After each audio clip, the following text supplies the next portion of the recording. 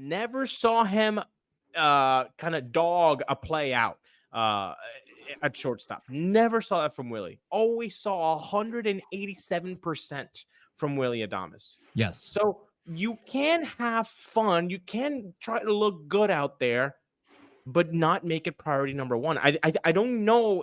This shouldn't be a controversial take.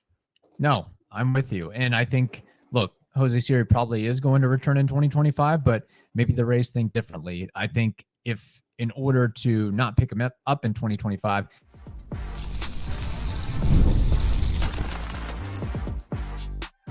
you are Locked On Rays, your daily Tampa Bay Rays podcast, part of the Locked On Podcast Network, your team every day. Welcome to Locked On Rays, your daily podcast covering everything Tampa Bay Rays, from game analysis to player interviews. We've got you covered with all the latest news and insights. My name is Kevin Weiss. My name is Ulises Sambrano.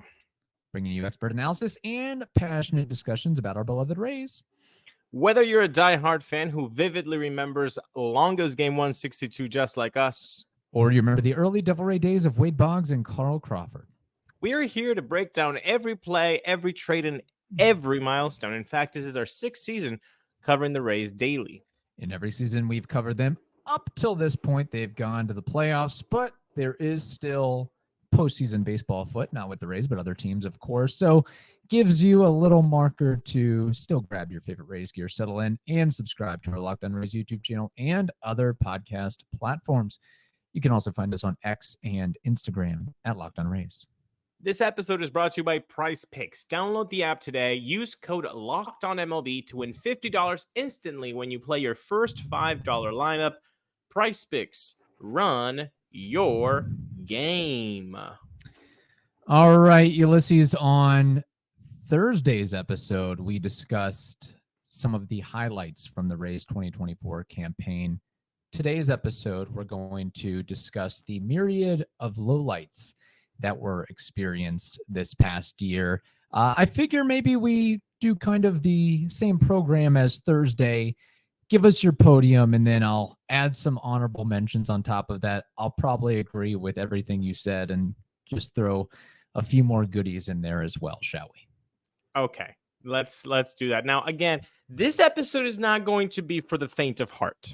If you are a gosh darn it seal clapping Rays fan, you're not going to like this episode. You're not going to like it. Well, I mean you couldn't have liked the 2024 season. I don't know how you could be seal clapping that, honestly. I saw some tweets this year where people were like, it's all right, though. They're going to get it right. It's fine. Hey, at least they weren't the White Sox. Maybe that's what they're comparing that to, where the bar is basically on the ground and the Rays are above it. So you could always be the White Sox, I suppose. You could always be the White Sox, but I'll say those to those types of Rays fans, I'm with Eric Neander and I'm with Kevin Cash. And when they say that that's not the standard that we want, I'm with them. So if they want to seal clap away. 3rd place on the low lights podium. You cannot have your starting position player in the outfield get benched multiple times a year. Yes. Can't do it. Can't have it. No. And I know that the numbers were worse than in 2023. There was a change in approach, which then cost him a little bit of more contact. And it seemed like Jose Siri was sometimes in between. And I get that, and I get he's a guy that plays with a lot of fun and with his emotion on his sleeves. But you have to recognize that although it is a kid's game and although it is entertainment, you still got to do your job. Yes. So when you prioritize the looking good, the having fun first, then catching a fly ball that you should catch because you're an elite outfielder, right? Well, then we have an issue. We have a problem. And this is not me being grouchy. This is me again agreeing with Eric Neander, agreeing with Kevin Cash and the coaching staff, saying, you know what? Take a seat. Think about what you're doing, because we don't like that, and that's not going to play. Yeah. So the multiple benchings were unfortunate, of course. And Jose Siri, as we know, a guy with a bunch of talent. We see the leaping catches, we see the throws, we see the game tying or game winning home runs. But the attitude or how he expresses himself or what he does or doesn't do to keep himself on the field and in the good graces of the clubhouse and the front office should be a concern. And at some point, you have to grow up.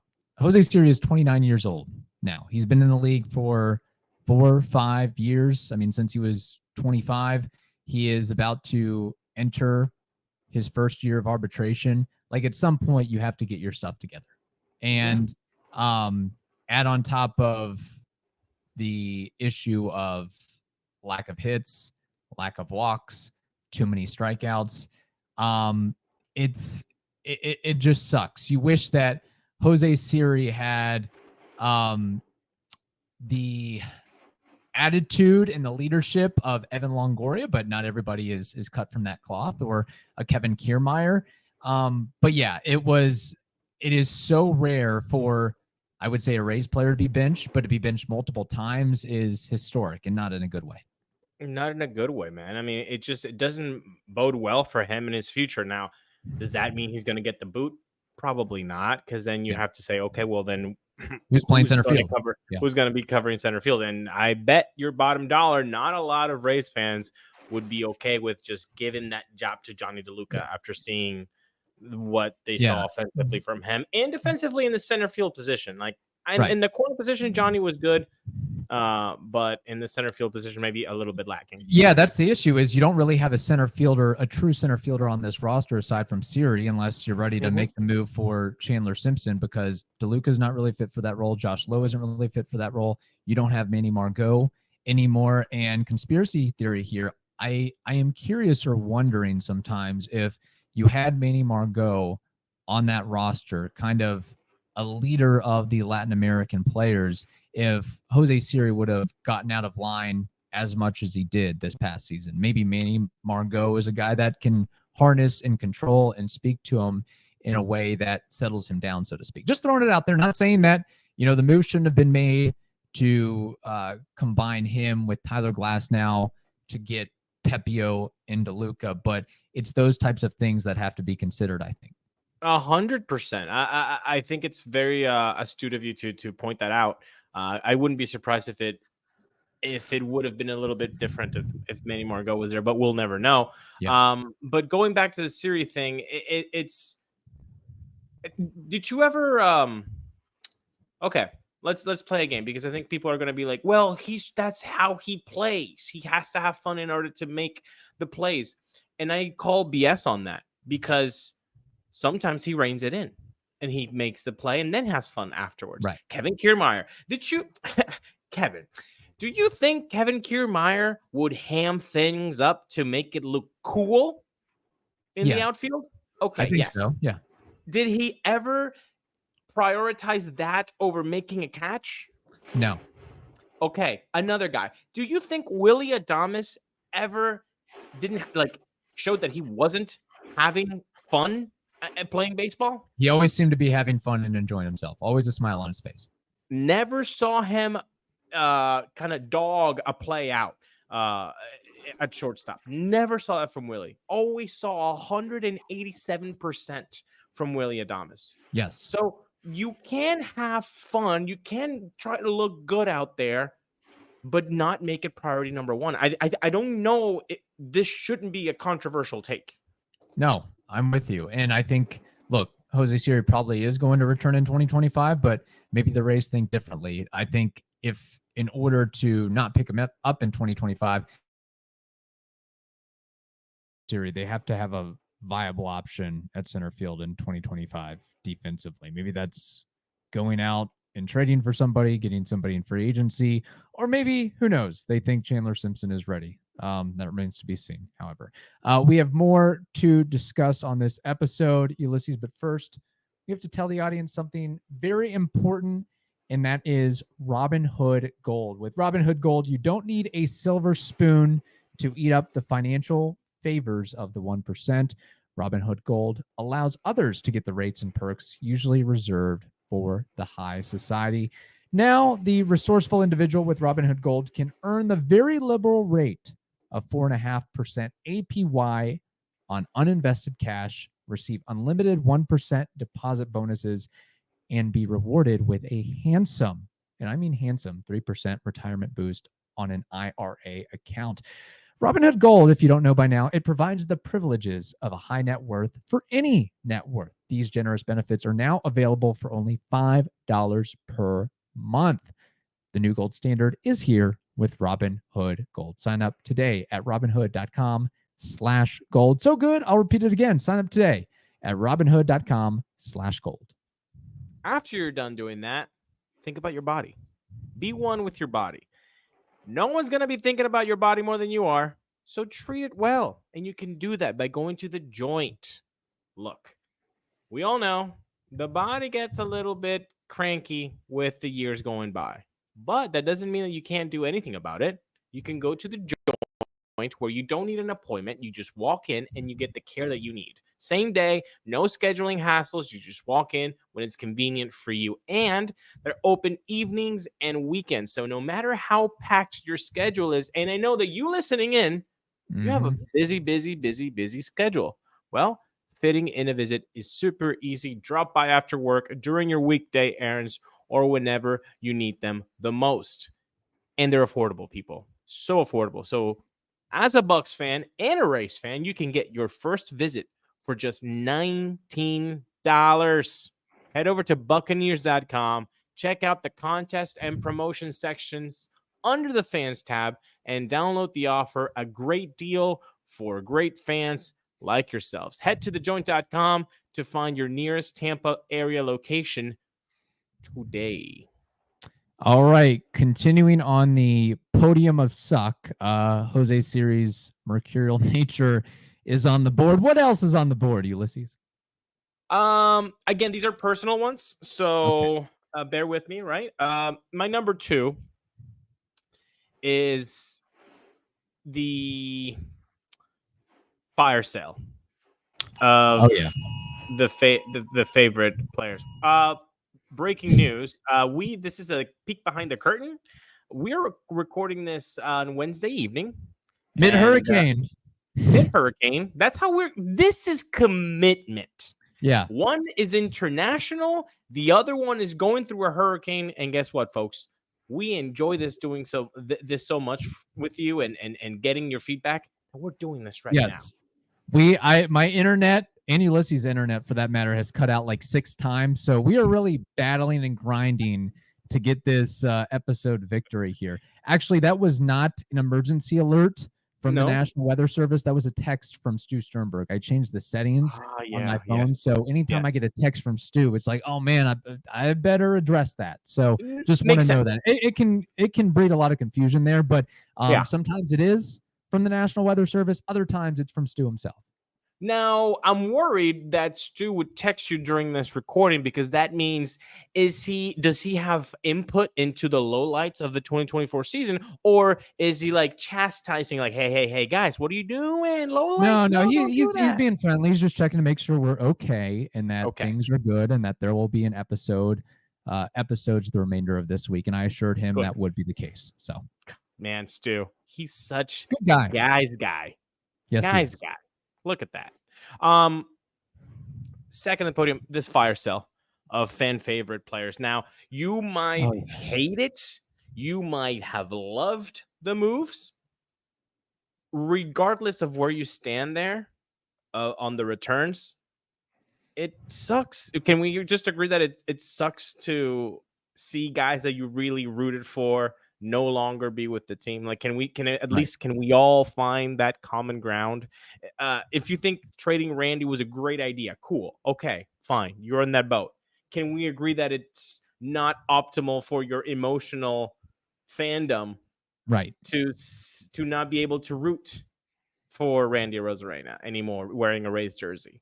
I think we should, as a society, we live in a society as a society, I think we should at least like have common ground, and that would be one. Like we Right. can understand the moves, yes or no, but it still can hurt, and we can and we should be able to verbalize that hurt. And look, man, Isaac Paredes, Randy Arozarena, Jason Adam, and company, Eflin. Yeah. Eflin, until he made that stupid quote about the crowd in at the Trop. It stinks. It stinks Yes. to just, especially because it came just in a big wave. It wasn't just like driplets here. It was like you're gone and you're gone and you're gone and you're gone and you're gone. Like it was just Within hit hours after and hit. days, it was guy gone, guy gone, guy gone, guy gone. Now, having Yeah. said all that, as unfortunate as it was to see Randy, probably one of the coolest moments that I forgot to mention on Thursday, and I don't think anybody else pointed out, was the fact that he sat and commiserated with fans Yes. after being traded until he took his flight to Seattle or wherever it was, that he was in the stands until so many people bothered him for autographs and pictures that he had to be escorted out of the outfield section. I was actually in the same, I guess, row, different section. So I got to see him. What was all the fuss and commotion about? Oh, yeah. What the heck? That's Randy just sitting there taking in a ball game with his family, friends, entourage, sunglasses on. So that was a pretty neat display there. Now, with all the trades that were made, which one really hurt you the most? Was it Randy? Was it Paredes? Yeah. Was it somebody else? Yeah, I think it has to be Randy. I mean, like I said when it happened, he is no one since Evan Longoria has been able to match on-field production with their fan favoriteness. Because again, I'll use the same examples as I did back then. G-Man Choi, was he a fan favorite? Yes. Was this on-field production even remarkable, close to what Randy Arozarena did? No, fam. Britt Phillips, was he a fan favorite? You bet your bottom dollar he was. Did his Indeed. on-field performance equate to what Randy's did? Nah, fam, not much. So Randy, since long ago, nobody has been in the top in the hierarchy of both categories there. So I would definitely mention Randy. And besides, Okay. I mean, the guy has a bleeping Randy land, 2 sections He did. on him. It was that was a vortex of suck there. Yes, it was. Number one on your podium, we'll catch after the break, and then I got some add-ons to that. Can I make an executive decision and perhaps postpone trivia and war till next week? I think that is a savvy move given the internet, Wi-Fi, electricity, hurricane, and international issues that we're having today while recording this. Bear with us here. But in the meantime, you need to check out Prize Picks. Prize Picks is the best place to get real money sports action. With over 10 million members and billions of dollars in awarded winnings, Prize Picks has made daily fantasy sports accessible to all. You just pick more or less on at least 2 players for a shot to win up to 100 times your cash. Run your game all season long on Prize Picks. Prize Picks, they have some really cool features like flex play, which means you can still cash out. If your lineup isn't perfect, you can double your money even if one of your picks doesn't hit. Also, they put their members first. So all withdrawals are fast, safe, and secure. When your Prize Picks, when my Prize Picks, when anybody's Prize Picks hit, you can get your money in as quick as 15 minutes. So don't waste any more time here as we're amid a hurricane. Download the app today and use code LOCKEDONMLB and put $50 instantly after you play your first $5 lineup. So good, I'll repeat it again. Download the app today and use code LOCKEDONMLB, LOCKEDONMLB, to get $50 instantly after you play your first $5 lineup. All right, Ulises, numero uno on your podium of suck here. What you got? Again, this is personal, people. This is personal. This is not the rule for everybody. My number one low light of the 2024 season, the Alex Jackson experiment. Oh, boy. It lasted way too long. Lasted way too long. Like he played like 58 games in a Rays uniform. I don't know how many at bats off the top of my head, probably 150 to 180, but that felt like 500 games and 1,500 at bats. I mean, I felt he was a teammate of Wade Boggs at a Yes. certain time in the season. Like, that was tough to watch, man. Yeah. That was tough to It's watch. like a bad 4-hour movie. Like, why are we still here? What are we doing? How is this still going on? And You it's should like, just walk out of the movie theater at that point in time. and it's like a movie that like you cannot go take a pee break. And it's like, no, Yeah. you staying here. And so like it hurts. It physically hurts you to like stand there and watch it, but you have to Yes. watch it because you're there. You've paid. It's that was rough. And this is not like a personal thing. Like, the numbers are there to back it up. He leads a lot of categories offensive wise,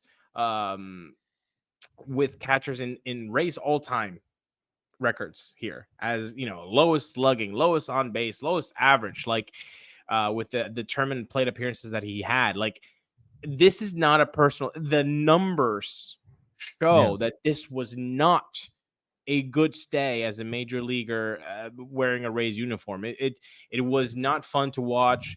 Those that say, well, you know, the June and July that Tash Bradley had, that could have never been done with Alex Jackson. And then I would repeat, well, what about the 5 starts or 6 starts that Tosh was not that great? Yes. And that's being very nice, saying not that great.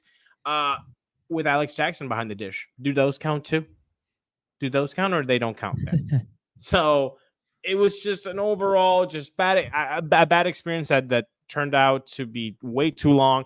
And guess what? To finalize this, I hope Alex Jackson gets an MLB gig, and I hope Alex Jackson thrives in that city with that team, and I hope he has a very long and fruitful major league career. Having said that, I did not enjoy watching him with the Rays.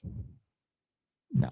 And all bets are off on him being able to do that. Look, he might be a minor league free agent or something to that effect, or you get a invite to camp, or you have a team that has 6 other catchers that get hurt and you have to throw them in. But based on him getting sporadic action since 2019 with Atlanta, moving on to Miami, then Milwaukee, then Tampa Bay, the numbers are there. He is what he is. He's a 140 hitter at most. And at worst, it's what you saw with the Rays, unfortunately. And it was just like, I just want to know what Rene Pinto did to not merit another opportunity. This is a call to action. If anybody here has Mark Topkins' number on speed dial, yes. Mark, I will pay for that story, my man. Mark, I will take you out. I will wine and dine you. I need to bleeping know what happened there. Yes. Something happened. I do not. If anybody with authority in the Rays organization or in media tells me nothing really happened, man, they just soured on Rene Pinto. Nothing at all happened. They just wanted to try Alex Jackson. Bleeping BS. Call bleeping BS. So, Mark, this is my call to action. I will wine and dine you. Give me the details. I won't say anything, but I need to know. Yes, we need to know. Couple other things I want to mention. I agree with all your points there, but just to add a few more, of course, not securing the 500 record, which the Rays had done so many years previous to that, and making the playoffs so many years previous to that. The underperformance of key players individually. We know Randy and Yandy in April, Aaron Savali, Phil Maton, Chris Morel. The one that probably bugs me the most is Phil Maton, because I had so high of expectations for him after he signed a 1-year deal plus a team option. $6.5 million for a reliever is not something the Rays do very often. And out of that, I was assuming he would be the next Colin McHugh, and he was far from that.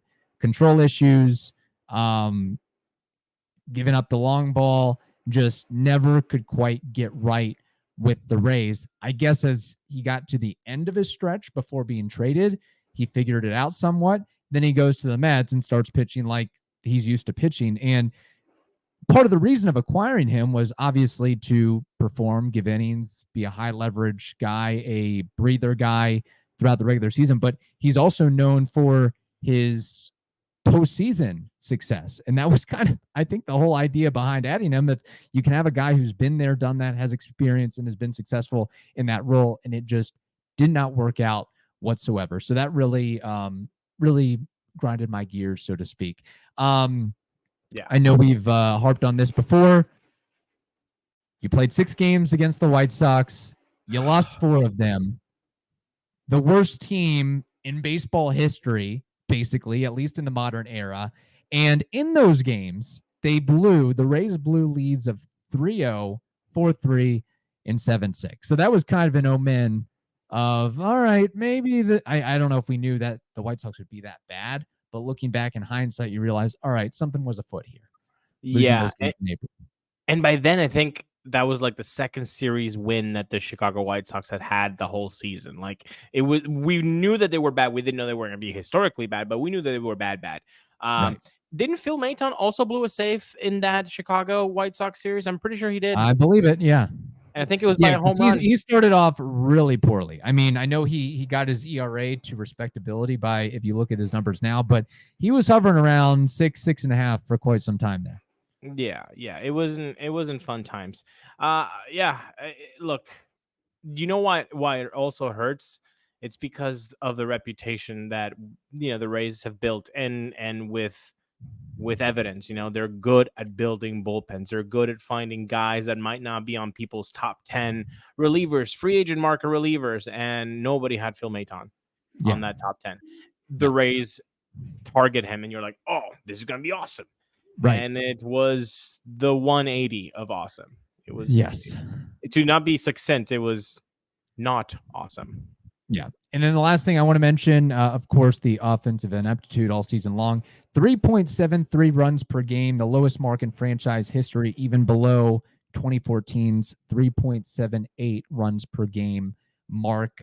Also, team OPS was lowest in franchise history. Runners in scoring position, not just worst in franchise history, but 7th lowest in modern baseball history.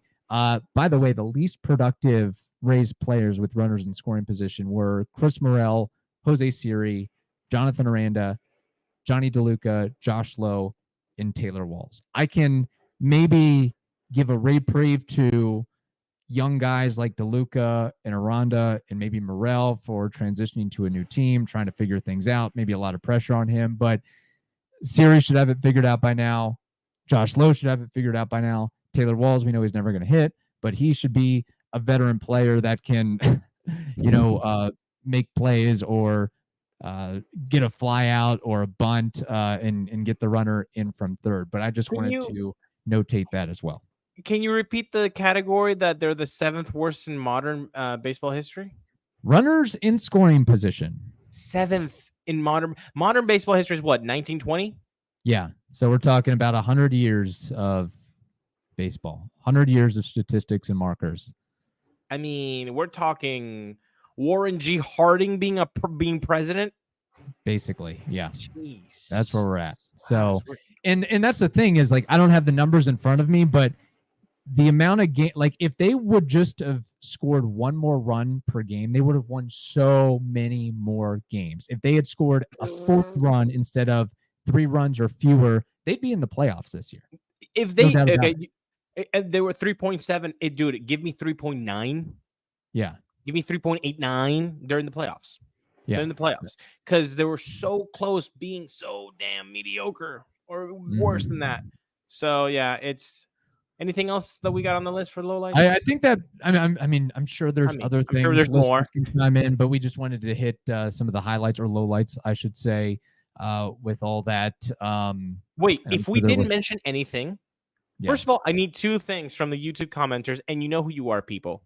First of all, stay safe. But number 2, if you're safe and you're YouTube commenting, do me a favor. Number 1, do you agree with the podium? If not, build your own podium and tell us, no, actually, bro, this is the podium. And number 2, did we miss anything?